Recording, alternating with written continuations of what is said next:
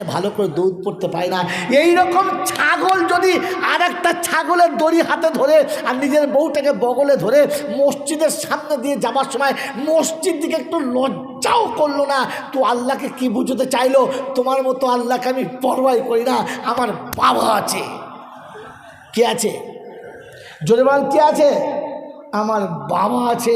এবার ভাবেন লোকটা মুসলমান আছে না মুসলমান থেকে বাদ চলে গেছে?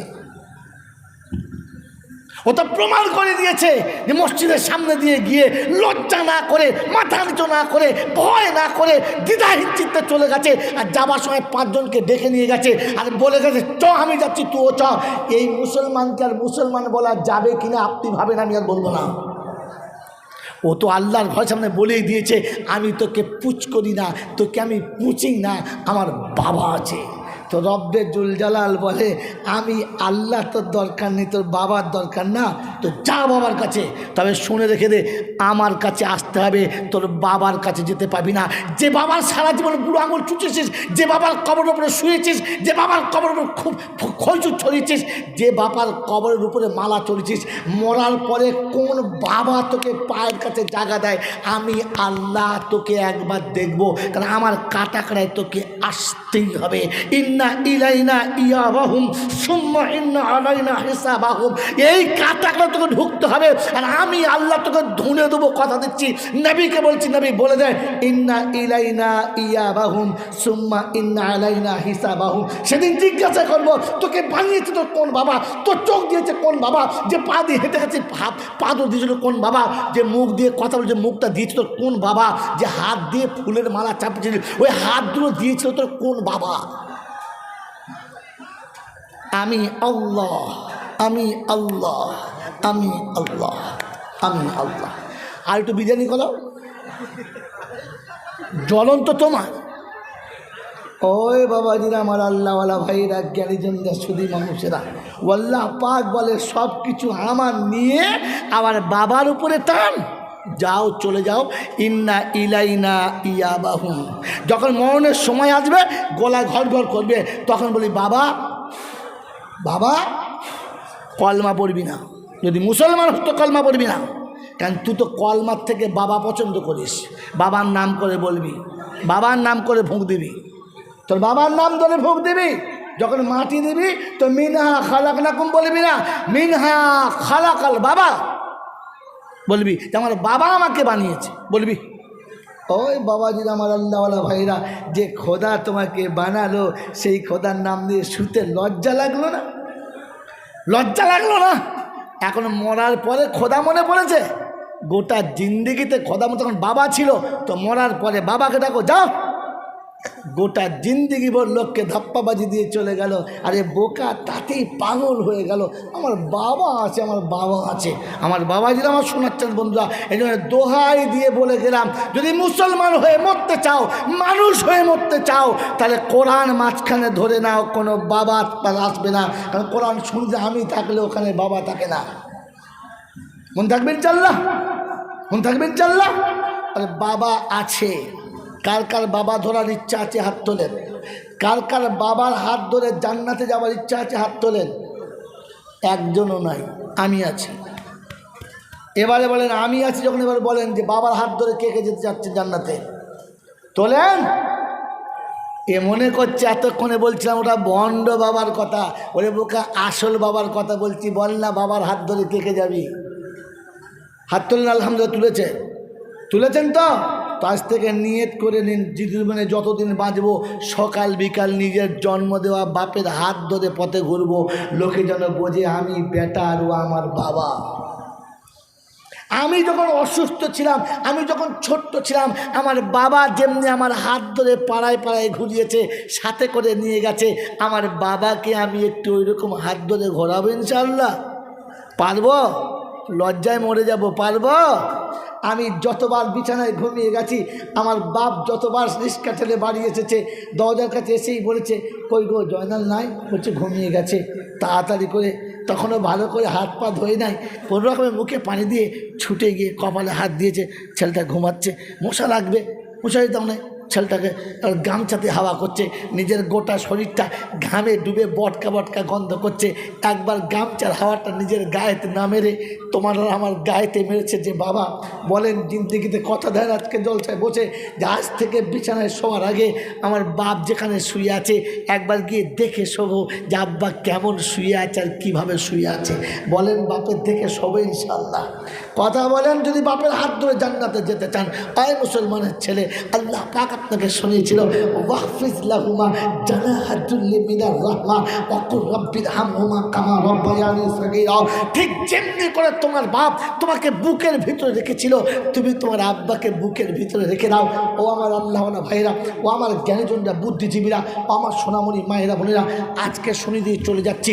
ঠান্ডা মাথা শুনে রাখেন, বাপের হাত ধরে জান্নাত যদি যেতে চান, মায়ের হাত ধরে জান্নাত যদি যেতে চান, যদি সত্যিকারের বাবার কদর পেতে চান, তো আপনাকে শুনিয়ে দিচ্ছি রাতের অন্ধকারে যখনই আপনি খেতে বসবেন কমপক্ষে একবার জিজ্ঞাসা করবেন আব্বা খেয়েছে? হ্যাঁ খেয়েছে। ঘুমিয়ে গেছে। কমপক্ষে বাপের কাছে বসে বলবেন আব্বা আর কিছু খাবেন? কিছু আপনাকে এনে দেবো? বলেন না আব্বা আপনার কিছু পছন্দ? কখনো আব্বা যদি কিছু খেতে চায় তো আনবেন শক্তি মোতাবেক, বেশি আনতে হবে না, শক্তি মোতাবেক আনবেন। আড়াল করে বাপের হাত দিয়ে বলবেন আব্বা ছেলে মেয়ে অনেক, অতটা আনতে পারি নাই, এটা তোমার জন্য এনেছি, তুমি টুক করে খেয়ে নিও। আমার বন্ধু, আমার আল্লাহওয়ালা ভাইরা, বাড়িতে অনেক মানুষ ছিল, অনেক মানুষের ভিতরে আমার আব্বা যখনই কোনো ভালো মিষ্টি এনেছে তখন আড়াল করে লুকিয়ে রেখেছে। বোন সরে গেছে, ভাই সরে গেছে, মা সরে গেছে, বাপ সরে গেছে। মিষ্টিটা হাতে করে তুলে নিয়ে বাচ্চার হাতে দিয়ে বলেছে তুই একা খা। সেদিন আমি একা খেয়েছি। আমার বাপ সবাইকে আড়াল করে আমাকে খাইয়েছে। ওই কাশুরার যুবকেরা তোদের পায়ে হাত দিয়ে বলছি বল না একজন কবে বাপেরকে মিষ্টি এনে বলেছে আব্বা তুমি এটা আড়ালে খেয়ে নাও, কাউকে দেখাতে হবে না। বাপ তো সারা জীবন চুরি করেছে, আমাকে ভালোবাসতে গিয়ে মাকে ঠকেছে, আমাকে ভালোবাসতে গিয়ে বাপকে ঠকেছে, আমাকে ভালোবাসতে গিয়ে ভাই বোনকে ঠকেছে, তবু আমাকে কোনো দিন ছোট করে নাই, আমাকে কোনো দিন কাঁদায় নাই। ওই মুসলমানের ছেলে ওই বাপকে ভালোবাসতে গিয়ে বিবিকে কবে ছোট করেছো? ওই বাপকে ভালোবাসতে গিয়ে কি করো এরকম করে? কি করো এরকম করে? ওই বাবা যেন আল্লাহ ভাইরা বলেন ওই আব্বাকে ভালোবাসতে গিয়ে আমার জীবনে কতবার আড়ালে গিয়ে বলেছি যে আব্বাটা তোমার জন্য আর কারোর জন্য নয়। যদি আব্বা মরে গিয়ে থাকে, আব্বা যদি না থাকে, আব্বা যদি আপনার না থাকে তো তাহলে কাল সকালে কথা দেন ফজরের নামাজ পড়ে টুক টুক টুক টুক করে টুপি মাথায় দিয়ে বাপের কবরের কাছে যাবেন, একা যাবেন, গোটা গ্রামের এঁড়ে গরুর পাল ডেকে নিয়ে যাবেন না,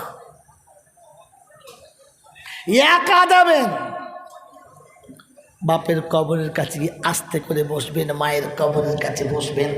মায়ের ভেঙে যাওয়া কবরটা, বাপের ভেঙে যাওয়া কবরটা একবার হাতটা বুলিয়ে দিয়ে বলবেন আব্বা তুমি ঘুমাচ্ছ? কতদিন হয়ে গেছে চলে এসেছো? তুমি তো বলতে দুদিন না দেখলে থাকতে পারি না, তুমি তো বলতে 1 মাস না দেখলে থাকতে পারি না, বছর হয়ে গেল, একবার তোমার এই হতভাগার কথা মনে পড়েনি আব্বা?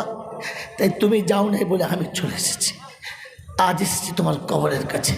আব্বা তুমি আমার উপর নারাজ হয়ে গেছো, আমি তোমাকে চিনতে পারি নাই, তোমার সেবা করতে পারি নাই, তাই তুমি আমার উপর নারাজ হয়ে গেছো।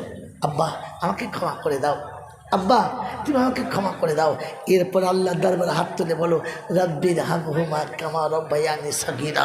যদি আরবি না বলতে পারেন তুই এতটুকু বলুন আল্লাহ আমরা শিশুকালে যখন অচল ছিলাম, দুর্বল ছিলাম, আমার আব্বা আমাদেরকে ঠিক যেমন ভালোবেসেছে, আল্লাহ শুনেছি তুমি নাকি তোমার বান্দাকে তার থেকে 70 গুণ বেশি ভালোবাসো, তাই যদি ভালোবেসে থাকো আমি বাচ্চা হাত তুলেছি, আমি বাচ্চা হাত তুলেছি। আল্লাহ তুমি আমার আব্বাকে ক্ষমা করে দাও, তুমি আমার আব্বাকে মাফ করে দাও, তুমি আমার আব্বাকে মাফ করে দাও, আল্লাহ তুমি আমার আব্বাকে মাফ করে দাও। আল্লাহ পাক রব্বুল আলামিন বলে বান্দা যখন এমনি করে চোখের পানি ফেলে আমি ফেরেশতাদের ডেকে জিজ্ঞাসা করি কে এই ব্যক্তি? মানে হাজার রাজুল হাজার সাহাব, মানে হাজার সাহাব, এই যুবক কে? বলছে আল্লাহ এই ছেলেটি তার বাপের কবর কাছে কেঁদেছে।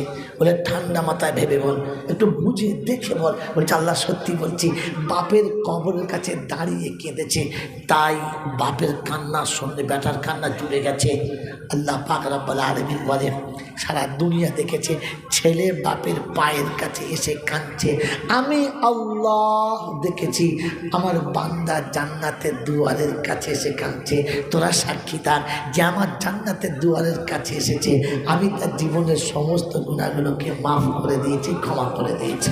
আমার আল্লাহওয়ালা ভাইরা, তাই জীবনের গুনাহ যদি মাফ করাতে চাও তো পৃথিবীর কোনো বাবার দরবারে নয়, তোর বাবার কবরের কাছে যা, তোর জন্ম দেওয়া বাপের কবরের কাছে গিয়ে বল তো ওগো আল্লাহ, ওগো আল্লাহ, ওগো আল্লাহ আমার আব্বাকে তুমি ক্ষমা করে দাও, ওগো আল্লাহ আমার আব্বাকে তুমি ক্ষমা করে দাও, আমার আব্বাকে তুমি মাফ করে দাও। আমার আল্লাহওয়ালা ভাইরা, আমার জ্ঞানজনরা সুধী মানুষেরা, আমার সোনামণি মায়েরা বোনেরা, আমার জ্ঞানজনরা বুদ্ধিজীবীরা, আল্লাহ পাক আপনাকে আমাকে, আল্লাহ পাক আপনাকে আমাকে শোনাচ্ছে এই দিন তোমার পাওয়ার জন্য, এই দিন তোমার কাছে আসার জন্য রাসূল তার জীবনের এত কুরবানি দিয়েছে, এত কুরবানি দিয়েছে যে পৃথিবীর কোনো কুরবানি সেখানে গিয়ে ঠাঁই পায় না। বিশ্বনবী জনাবে মুহাম্মদ রাসূলুল্লাহ সাল্লাল্লাহু তাআলা আলাইহি ওয়াসাল্লাম উম্মতকে এত ভালোবেসেছে, আপনাকে আমাকে এত ভালোবেসেছে যে ভালোবাসার কোনো সীমারেখা বলে বোঝানো যাবে না। আমার বন্ধু, আমার আল্লাহওয়ালা ভাইরা, নবী সারা জীবন উম্মতকে ভালোবাসতে গিয়ে সংসার ভুলে গেছে, সংসার ভুলে গেছে, সন্তান ভুলে গেছে, ফ্যামিলি ভুলে গেছে, শুধু মনে থেকেছে তো উম্মতের কথা মনে থেকেছে। ও মুসলমান ছেলে, ও নবীর উম্মত, ও আশিকে রাসূল, আজ তোমাকে করজোরে বলে যাচ্ছি, আজ তোমাকে অনুরোধ করে বলে যাচ্ছি, মানুষ হয়ে তোমাকে বানিয়েছে, মানুষ হয়ে যদি কবরে যেতে চাও, এ প্রতিষ্ঠান হলো মানুষ বানানোর কারখানা। যেখানে থাকলে আপনি মানুষ হতে পারবেন, মনুষ্যত্ব আপনার গায়ে এসে লাগবে, আপনি মানুষ বলে কবরে পরিচয় দিতে পারবেন। এই প্রতিষ্ঠান হলো তার নমুনা। আজকের বলে দিয়ে চলে যাচ্ছি, বিশ্বনবী জনাবে মুহাম্মদ রাসূলুল্লাহ একটাই ফিকির ছিল, একটাই ফিকির ছিল যে উম্মত কি করে জাহান্নাম থেকে বেঁচে যাবে, উম্মত কি করে জান্নাতে চলে যাবে, উম্মত কি করে জাহান্নাম থেকে বেঁচে যাবে, উম্মত কি করে ফামান যুহজিহা আনিন নার ওয়া উদখিলাল জান্নাতা ফাকাদ ফাজ। আল্লাহ পাক শোনাচ্ছে জাহান্নাম থেকে বেঁচে গেল আর জান্নাতে যে চলে গেল সেই তো কামিয়াব হয়ে গেল। উম্মত কি করে জাহান্নাম থেকে বেঁচে যাবে আর জান্নাতে কি করে যাবে, তার জন্য নবী 24টা ঘন্টা ফিকির লাগিয়েছেন। আমার আল্লাহওয়ালা ভাইরা, বিশ্বনবী জনাব মুহাম্মদ রাসূলুল্লাহ উম্মতকে এমনি বসিয়ে নিয়ে, এমনি করে বসিয়ে নিয়ে কথা শোনাচ্ছেন, কথা শোনাচ্ছেন। এমন সময় বাড়ির ভিতর থেকে বাঁধি এসে শোনাচ্ছেন, আসসালামু আলাইকুম ইয়া রাসূলুল্লাহ। আল্লাহ নবী বলেন কি বলছো? বললেন আল্লাহর হাবিব আম্মাজান আপনাকে স্মরণ করছিল।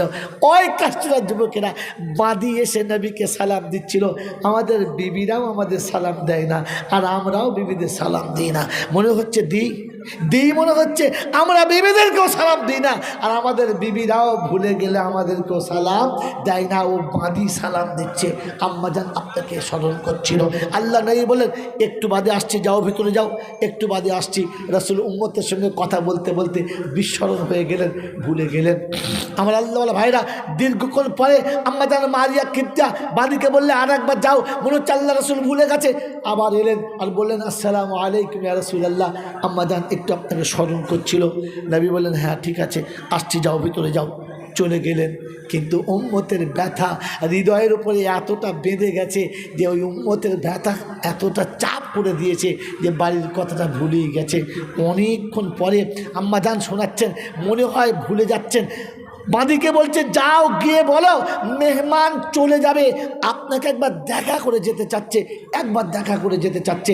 আল্লাহ নবীর বাঁধি এলেন, চোখ দুটো পানিতে ছলছল ছলছল করছে, ঠোঁটটা থরথর করে কাঁপছে, আর সামনে দাঁড়িয়ে বললেন আল্লাহ রাসূল মেহমান চলে যাবে, আপনাকে এক নজর দেখে যেতে চাইছে।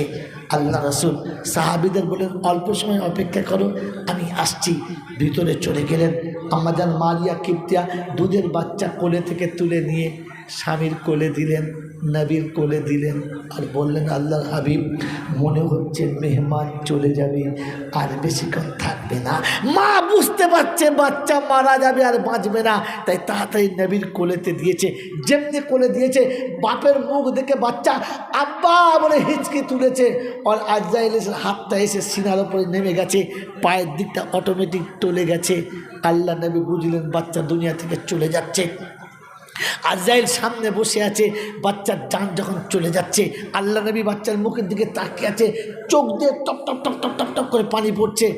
আর মুখের দিকে তাকিয়ে বললে, বেটা আমি যে কারো বাপ এই কথাটা ভুলে গিয়েছিলাম। আমার উম্মতের ব্যথা, ওই কাষ্টুরা যুবকেরা, আপনার আমার ব্যথা, আপনার আমার ব্যথা, আপনার আমার নবীর কাছে এতটা বেশি কড়া ছিল, আপনার আমার দরদ নবীর দিলেতে এতটা ছিল যে আপনাকে আমাকে জাহান্নামের আগুন থেকে বাঁচানোর জন্য ফিকির করতে গিয়ে সন্তান নামক সম্পদটা ভুলে গেছেন।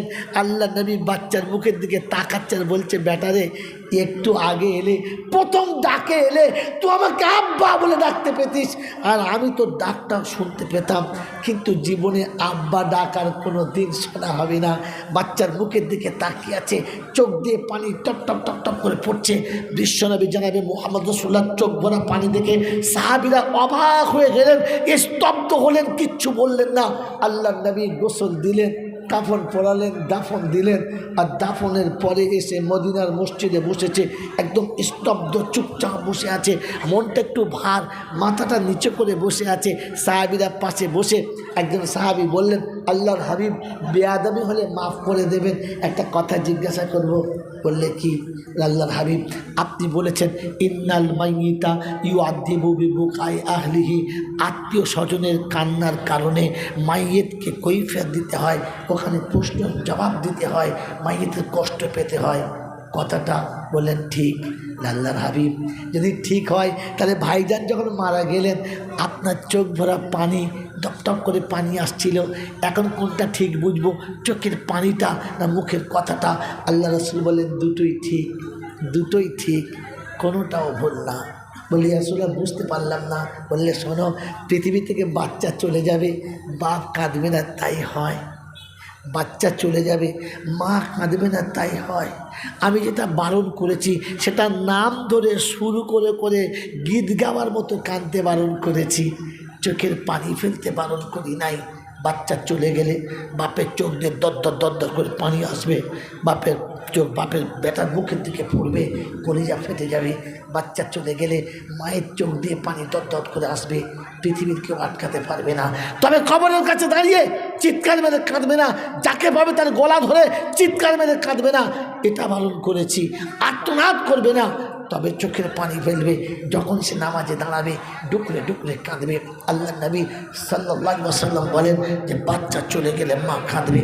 আমার আল্লাহ ভাইরা, এরকম বাচ্চা চলে গেলে, এরকম আব্বা মা চলে গেলে কারোর কাছে যেতে হবে না, একা ছুটে কবরের কাছে যাবেন।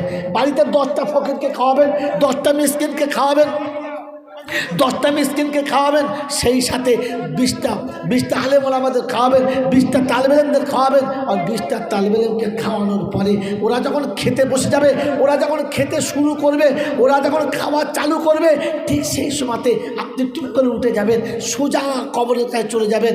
ওই কাছুরা যুবকেরা বাচ্চার কবরের কাছে দাঁড়িয়ে বলবেন, আব্বা আজ বাড়িতে 20 জন হাফেজ সাহেব খাচ্ছে, 30 জন তালেব ইলম খাচ্ছে, আরও কত মানুষ খাচ্ছে, কিন্তু সবার খাবারের ভেতরে আমি তোকে দেখতে পাই নাই। তাই তোকে না দেখতে পেয়ে আমি ছুটে তোর কবরের কাছে এসেছি। আমাকে সারা জীবন কাদা রাস্তায় বসিয়ে দিয়ে তুই একা চলে গেলি, তো পারলি বাপ, পারলে আমাকে ফেলে দিয়ে চলে আসতে, তুই এখানে সুখে থাক, আমি তোকে কোনো দিন আর কাঁদাবো না, আমি তোকে কোনো দিন আর ডাকতে আসবো না। আমার যখন মনে হবে আমি রাস্তায় বসে কেঁদে চলে যাব, কারণ তুই তো আমাকে বসিয়ে দিয়ে চলে গেছিস। আজ আমার বাড়িতে 20 জন প্লেটে খানা খাচ্ছে, আজ ঈদের দিনে সবাই নতুন পোশাক পরেছে, সবাই এসে বলেছে আব্বা এই জামা নেবো, চাইতে সে বলেছে এরকম কাপড় নেবো, তুই এসে বলবি না আব্বা, তুই এসে একবার বলবি না আব্বা, তুই একবার আমাকে বলবি না যে আব্বা আমাকে এরকম জামা লাগবে। আমার আল্লাহ পাক শোনাচ্ছে, বাচ্চার কবরের কাছে তুমি নিজে গিয়ে দোয়া চাইবে, কাউকে দিয়ে দোয়া চাইবে না। তাই বিশ্বনবী জনাবে মুহাম্মদ রাসূলুল্লাহ সাল্লাল্লাহু তাআলা আলাইহি ওয়াসাল্লাম সন্তানকে কুরবানি দিয়েছে উম্মতের জন্য। আমি আপনি হতভাগা উম্মত নবীর সুন্নতকে কুরবানি দিয়েছি সন্তানের জন্য। এ মুসলমানের ছেলে, নবী উম্মতের জন্য সন্তান কুরবানি দিয়েছেন, আর আমি সন্তানের জন্য নবীর সুন্নতের কুরবানি দিয়েছি। কোন মুখে কাল কিয়ামতের ময়দানে গিয়ে বলবো, নবী আমি আপনার কাছে সুপারিশ চাচ্ছি, কওসার পেয়ালা আপনার হাতে পান করব, আপনি একটু ঠান্ডা পানি পান করে দেন। লজ্জায় মুখ দেখানো যাবে না। তাই সেদিন আল্লাহ নবীর হাতে কওসারের পেয়ালা পান করার জন্য, সেদিন আল্লাহ নবীর হাতে কওসারের পেয়ালা পান করার জন্য, নবীর কাছে সুপারিশ নেওয়ার জন্য আমি আপনি এখন থেকে তৈরি হব ইনশাআল্লাহ, তৈরি হবে ইনশাআল্লাহ। আল্লাহ নবী বলেন, মান আহাব্বা সুন্নতি ফাকাদ আহাব্বানি ওয়া মান আহাব্বানি কানা মাইয়া ফিল জান্নাহ। উম্মত তুমি সব ভুলে গেছো, আজ বলে যাচ্ছে আমার সুন্নতকে মনে করে নাও। আমার সুন্নতকে যদি ভালোবাসো, আমার ভালোবাসা পাবে, আর আমার সঙ্গে ভালোবাসা রাখলে জান্নাতে তোমার সঙ্গে আমার একটা জায়গাতেই সাক্ষাৎ হবে আর মিলন হবে। ওই নবীর পাশে জান্নাতের বাগানে থাকার জন্য, ওই নবীর কাছে জান্নাতের বাগানে থাকার জন্য, ওই নবীর মুহাব্বতের জান্নাতি হওয়ার জন্য আমার আল্লাহওয়ালা ভাইরা, আমার আল্লাহওয়ালা বন্ধুরা, সাহাবীরা গোটা জীবন দিয়েছে, নবী নিজের সন্তানদেরকে দিয়েছে। আমাদের সন্তান দিতে হবে না, গোটা জিন্দেগি দিতে হবে না। তাই সন্তানের একটা অংশ, সন্তানের একটা অংশ, আব্বা মায়ের একটা অংশ, মাসে মাসে 1টা করে 1000 টাকা 10টা মাস দেবে। এমন একজন সন্তানহারা পিতা উঠে বলবে, আমার বাচ্চা বেঁচে থাকলে প্রত্যেক মাসে তাকে খাওয়া খরচা, টিউশনি বাবদ 2000-3000 টাকা দিতে হতো, আমি আমার সন্তানের জন্য 1টা করে 1000 টাকা হাফেজে কোরআনদের জন্য দেবো, আলেমের দিনেদের জন্য দেবো, নবীর সুন্নতের জন্য দেবো। মাসে মাসে 1টা করে 1000 টাকা, 10টা 1000 টাকা দেবে। এমন একটা সন্তান হারা পিতা হাত তুলবে, কিংবা এমন একটা সন্তান হাত তুলবে যে বাপ চলে গেছে, বাপ বেঁচে থাকলে সারা বছর খাওয়াতে হতো, বাপ বেঁচে থাকলে সারা বছর পড়াতে হতো, বাপের হাত খরচা লাগতো, ওষুধ কিনতে হতো। তাই বাপের কবরটা জান্নাতের বাগান বানানোর জন্য আমি সন্তান হিসেবে 1টা করে 1000 টাকা মাসে মাসে কিস্তিতে দিয়ে দেবো। ওই কাজটা যুবকেরা, আজকের বুকে হাত দিয়ে বলি, বাপকে ভালোবাসি এমন সন্তান একটা চাইছি, জান্নাতের বাগানে বাপের পায়ের তলায় জান্নাত, মা বাপের রিজামন্দির উপরে জান্নাত। ওই মা বাপের সঙ্গে জান্নাতের বাগানে থাকার জন্য, আমার নবীর সুন্নতকে জিন্দা করার জন্য মাসে 1 টাকা